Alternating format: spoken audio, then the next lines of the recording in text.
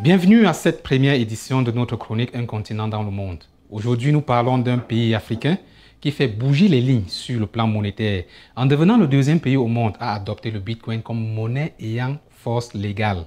Il s'agit du Centrafrique. Vous le savez déjà, le 28 avril 2022, le président Faustin Archange Touadéra a annoncé le vote par le Parlement centrafricain d'une loi qui régit toutes les transactions en crypto-monnaie et fait du Bitcoin une monnaie de référence en République centrafricaine. Le 12 mai, pour traduire sa détermination, le président se rendait à Dubaï en compagnie de plusieurs membres de son gouvernement pour lancer une société de minage de Bitcoin. Tout cela alors que la SCAS signataire de la Convention de coopération monétaire des 22 et 23 novembre 1972 et de son protocole additionnel du 24 août 1984, de la Convention du compte d'opération du 13 mars 1973 et du traité de l'UMAC du 5 juillet 1996 révisé le 25 juin 2008. Ces conventions régissent le fonctionnement de la zone économique et monétaire qu'est la zone franc et dont la monnaie commune est le franc CFA. Selon les officiels de la BEAC, la décision unilatérale de la SCA compromet la stabilité financière de la zone en y faisant peser des risques de sortie et d'entrée illégale de devises, de blanchiment d'argent sale, de fraude fiscale. Il a suffi de cela pour que la BEAC interdise aux établissements bancaires de la sous-région et leurs partenaires techniques, dans le cadre des services de paiement, d'échanger ou de convertir, de régler ou de couvrir en devises ou en francs CFA les transactions relatives aux crypto-monnaies ou ayant un lien avec celle-ci. Dans cette édition de notre chronique Un continent dans le monde, nous nous interrogeons sur les motivations profondes du gouvernement centrafricain. De ces motivations dépendra la suite de l'affaire.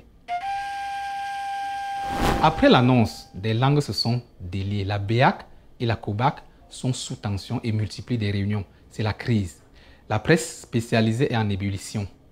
La SCA est traitée de tous les noms d'oiseaux et son président est présenté comme un aventurier, un apprenti sorcier. Une opinion bien répandue a soutenu en ce début de mois de mai que Bangui a manqué le courage de sortir ouvertement de la zone franc. C'est cette opinion qui a retenu notre attention au sein du think tank 1 puissance 55, au point où nous avons décidé de faire cette vidéo pour chercher à savoir si la SCA devrait sortir de la zone franc. Commençons par clarifier les choses. Qu'est-ce que c'est la zone franc? C'est une zone géographique localisée en Afrique de l'Ouest et en Afrique centrale. Elle est constituée de 15 pays africains voisins qui ont en partage un instrument monétaire, le franc CFA. Ces pays constituent une union monétaire et 3 banques centrales, la BCAO, la BEAC et la BCC. Mais un pays européen, la France, fait partie de cette zone. Mais soyons clairs, le patrimoine et les actifs de la zone franc sont la propriété des 15 pays africains, les 6 de l'UMAC et les 8 de l'UMOA, et enfin les Comores. Ces pays ont investi pour construire des infrastructures, mettre sur pied des organes d'intégration monétaire. Dans ce dispositif, la France n'apporte rien d'autre que le franc CFA, qui est son instrument monétaire, une sorte d'interface du franc français d'hier et aujourd'hui de l'euro. En fait, un franc français déguisé, un euro déguisé, assez fort pour financer les importations et compromettre les exportations. Les pays africains de la zone franc reversent au Trésor français le droit de seigneuriage pour l'utilisation de cet instrument monétaire, créé le 25 décembre 1945 selon l'article 3 du décret numéro 45-0136, publié au journal officiel français du 26 décembre 1945. La France continue de fabriquer cette monnaie dans ses usines à Chamalières et l'administre à travers la présence de conseillers techniques dotés du droit de veto dans les instances de gouvernance de la zone franc, à savoir la BCAO, la BEAC, la BCC et les comités de politique monétaire de ces zones monétaires. Le meilleur monétariste africain de tous les temps, Joseph Tchunjang Pouimi, soulignait: la France est le seul pays au monde à avoir réussi l'extraordinaire exploit de faire circuler sa monnaie dans des pays politiquement libres. Car, poursuit-il, ce qui circule à Abidjan, à Dakar comme à Lomé, c'est bien le franc français à 100%. Si ce qui circule à Bangui est l'euro et rien d'autre que l'euro, alors il devrait peut-être faire sens que la SCA veuille saisir toutes les opportunités pour sortir de la zone franc, n'est-ce pas? Probablement, au regard de l'article 17 de la Convention du 23 novembre 1972, je cite, « Tout État signataire peut dénoncer la présente convention. Cette décision prend effet à compter de la date de sa notification à l'État dépositaire. La négociation des arrangements nécessaires sera entreprise immédiatement entre les États signataires à la diligence de l'un quelconque d'entre eux. L'application de la convention de compte d'opération prévue à l'article 9 est suspendue de plein droit à compter de la date de cette notification en ce qui concerne cet État. Mais visiblement, la SCA n'a pas activé cette option, certainement parce qu'elle préfère provoquer la modification des règles de la zone franc plutôt qu'en sortir. Par la force des choses, la SCA est le voisin du Cameroun, du Tchad. L'idée de l'intégration monétaire puise sa pertinence dans la géographie. La France est voisine de la Belgique, de la Suisse, de l'Allemagne, de l'Espagne ou de l'Italie. Par la force des choses, ces pays forment un ensemble géographique qui a donné lieu à une aventure d'intégration qui a cours. La SCA est-elle membre de l'Union européenne? Le Cameroun est-il membre de l'Union européenne? Soyons honnêtes, mes amis. Cela sonne bizarre, suspect et rébarbatif. Que la France soit membre d'une zone monétaire géographiquement localisée en Afrique, à plus de 6000 km des frontières de la France. La France est le seul pays dans le monde actuel à se ménager une position de rente monétaire dans une zone monétaire où elle dispose du droit de veto sur les orientations économiques relevant de la souveraineté de ces pays étrangers. Si la présence de la France dans la zone franc défie la logique structurelle de l'intégration économique et monétaire fondée sur la proximité géographique, en revanche, elle épouse une logique d'économie impériale qui consiste à étendre la géographie au cœur de l'empire vers les espaces satellites à la recherche de rente. C'est certainement cette logique qui guide les officiels de la SCA qui ont dû se dire: nous sommes chez nous, nous ne sortons pas de notre maison, nous y restons. Mais puisque l'air est irrespirable, nous allons faire ce qu'il faut pour que cela change. Justement, mes chers amis, l'air est vraiment irrespirable pour la SCA ces derniers temps. Le pays subit des sanctions plus ou moins formelles, gel des avoirs, interdiction de mettre des fonds à la disposition des personnes et entités sur la liste des sanctions, arrêt des subventions de la Banque mondiale et du FMI, filtrage des opérations de virement via la BEAC. Face à ces difficultés, la SCA a adopté le Bitcoin comme monnaie qui est à cours légal.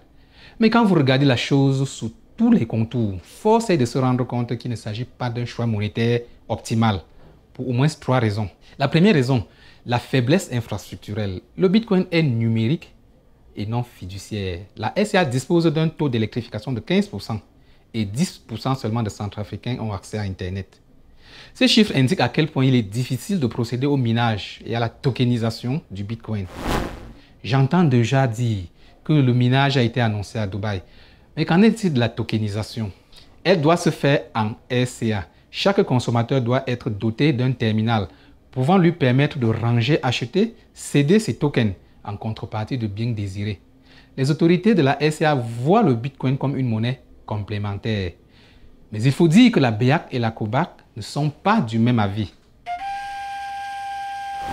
Si ces institutions laissaient Bangui utiliser le Bitcoin comme une monnaie complémentaire à côté du franc CFA, elles auraient ouvert la porte à la dégradation progressive de la rente néocoloniale française. Ces pays pourraient donc exclure la SCA de la zone franc, sachant qu'en l'état actuel des choses, il serait difficile que le Bitcoin prenne le relais dans l'immédiat à cause des faiblesses infrastructurelles que nous avons évoquées tantôt. Deuxième raison, personne ne répond du Bitcoin.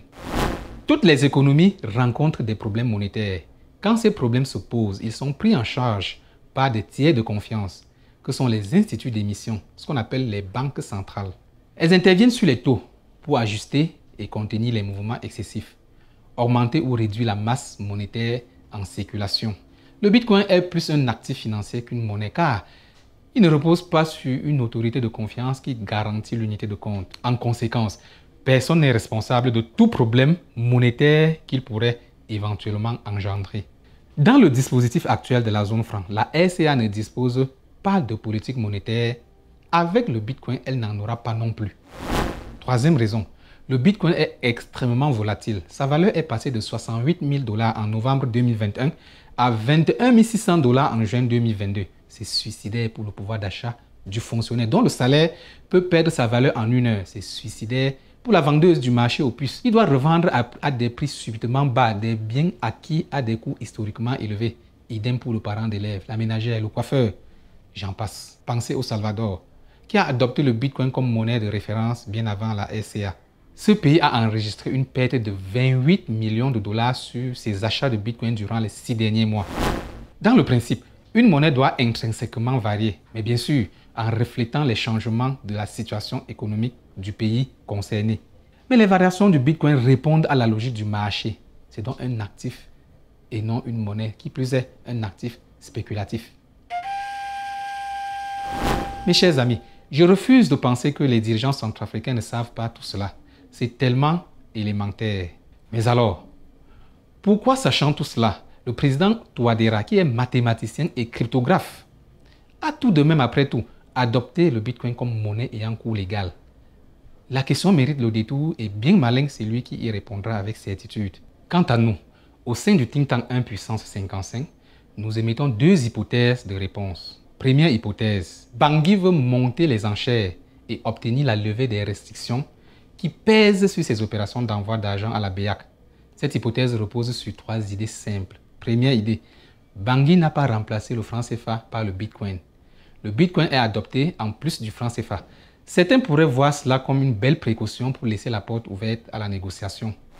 Deuxième idée, les implications symboliques et économiques de l'adoption du Bitcoin sont trop fortes pour la France et Bangui sait que la France tient au franc CFA et qu'elle ne laisserait pas un précédent se produire aussi facilement au sein de la zone franc. Le branle-bas observé depuis la grande annonce témoigne de la pertinence de cette idée. Troisième idée, les autorités centrafricaines se sont rendues à Dubaï en grande pompe le 12 mai dernier pour, a-t-on appris, lancer une société de minage de Bitcoin. À la surprise générale, la délégation conduite par le président Touadéra est rentrée bredouille après plusieurs reports. La question se pose, pourquoi le gouvernement de Touadéra n'a-t-il pas effectué ce qui a justifié son déplacement? Mystère et boule de gomme.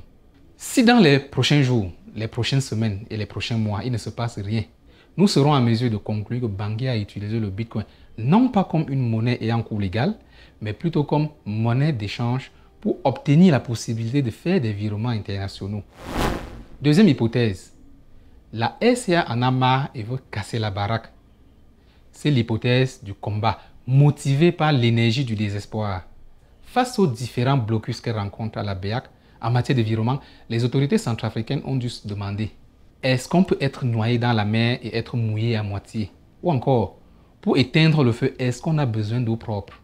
Ainsi, en adoptant le Bitcoin comme monnaie ayant cours légal, Bangui ne pense probablement pas avoir mis la main sur une panacée qui lui permettra de résoudre tous ses problèmes économiques. Loin de là, elle veut surtout donner un coup de pied dans la fourmilière, secouer le cocotier. Elle veut provoquer et déstabiliser un dispositif de rapport de force qui ne lui est pas favorable. Réussira-t-elle à renverser la table? Toujours est-il que les institutions communautaires telles que la BEAC et la COBAC sont déjà en mode gestion de crise. Preuve que le geste de la SCA ne les laisse pas indifférents. Dans cette hypothèse, nous assistons à un moment de combat engagé contre le néo-impérialisme français. Il est clair que si la SCA persiste à utiliser le Bitcoin comme moyen de paiement, elle pourra dans le court terme régler les commandes qui étaient censurées par la Banque centrale, acheter ce qu'elle veut en Russie et se faire livrer par voie aérienne. Mais cela lui vaudra au mieux des incertitudes, au pire le chaos. Des sanctions drastiques pourraient suivre. Pour se prémunir du soi-disant risque de blanchiment d'argent sale à l'échelle régionale, les autres pays de la CEMAC pourraient aller jusqu'à fermer leurs frontières. Or, la SCA est un pays enclavé sans ouverture sur la mer. 90% de ses importations transitent par le port de Douala ou le port de Kribi au Cameroun avant de prendre le corridor routier Yaoundé-Bangui. C'est dire que le pays n'a pas toutes les cartes en main. Les autres pays de la CEMAC peuvent estimer que les choix monétaires de Bangui compromettent sérieusement la stabilité financière de la zone et l'excluent conformément à l'article 35 du traité de l'UMAC. En cas de non-respect des engagements prévus à l'article 5 de la présente convention par un État membre, la conférence des chefs d'État peut constater à l'unanimité des autres chefs d'État de l'Union monétaire le retrait de celui-ci. Ou encore, de l'article 18 de la Convention du 23 novembre 1972. L'exclusion d'un État membre de la BEAC entraîne pour cet État la dénonciation automatique de la présente Convention et la suspension immédiate de la Convention de compte d'opération. Ces pays excluront-ils la SCA de la BEAC, de la CEMAC et de l'UMAC? La question se pose. Toujours est-il qu'au sein de la CEMAC, tout le monde est au courant des difficultés que rencontre la SCA. Pays dénué d'un tissu industriel. Pays dévasté et déstabilisé par des rébellions internes, des guerres civiles à n'en pas finir. Pays miné par la mentalité de l'aide de la main tendue. Pays victime de la conjoncture internationale du fait de sa nouvelle alliance avec Moscou. Si la RCA va au bout de sa logique et fait vraiment du Bitcoin une monnaie légale, rien ne sera plus comme avant. Il y aura eu un précédent qui inspire. Car toute servitude se nourrit de la peur. Quand la victime a peur, elle nourrit et entretient sa propre servitude. Quand elle n'a plus rien à perdre, la victime se déchaîne et le combat commence. Elle déploie l'énergie du désespoir. Car toute servitude se méfie de l'audace et de tout facteur qui insuffle l'audace. Il se peut que par le choix du Bitcoin, la RCA ait annoncé quelque chose de terrible, à savoir qu'elle n'a pas peur de faire un saut dans le vide. Advienne que pourra. Le président Touadéra a fait le pari du chaos, dites-vous. Son pays n'a rien à perdre. Avec le franc CFA, quelle croissance le Centrafrique a-t-il eu? Quelle perspective de croissance a-t-il? Avec 414 $ de PIB par habitant, la RCA est le deuxième pays le plus pauvre au monde. Et s'il faut renverser la table pour faire bouger les lignes, pourquoi s'en abstenir? L'erreur à ne pas commettre, c'est de penser que la RCA est le seul pays de la CEMAC ou de la zone franc à vouloir donner un coup de pied dans la fourmilière. Loin de là.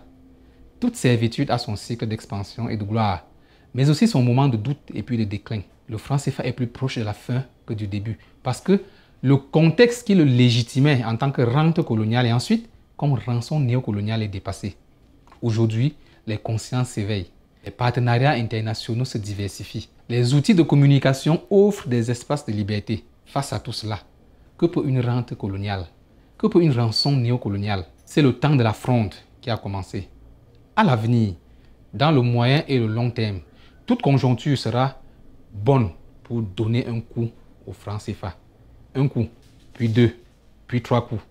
Aujourd'hui, c'est la RCA. Demain, ce sera le Mali, le Gabon ou le Cameroun. La nouvelle génération n'accepte plus cette pseudo-monnaie qui est arrimée à l'euro par une parité fixe, qui finance les importations et réprime le crédit. Cette nouvelle génération sait que le franc CFA n'est pas une monnaie, c'est un instrument monétaire de la France. Elle sait que la zone franc appartient aux Africains et que c'est la France qui doit partir avec son franc CFA. La nouvelle génération multipliera des gestes de chaos pour pousser la France à comprendre qu'elle doit partir. Et la France finira par partir. Et la nouvelle génération reconstruira sa dignité. Et vous, mes chers amis, que pensez-vous de tout cela? La RCA veut-elle renverser la table ou alors tout simplement secouer le système et obtenir la levée des restrictions qui pèsent sur ces opérations internationales? Avez-vous une meilleure hypothèse d'analyse? Votre avis nous intéresse. Ces choses se déroulent au jour le jour. Nous n'avons pas la science infuse. Seul le débat nous permettra d'y voir plus clair. Au sein du think tank 1,55, notre conviction intime est que si nous voyons clair dans tout ce qui nous arrive, nous finirons par jouer un rôle plus intelligent dans notre destin. N'oubliez pas d'activer la cloche de notification, d'aimer nos vidéos et de vous abonner à notre chaîne YouTube. C'était Maurice Simodium du think tank 1,55.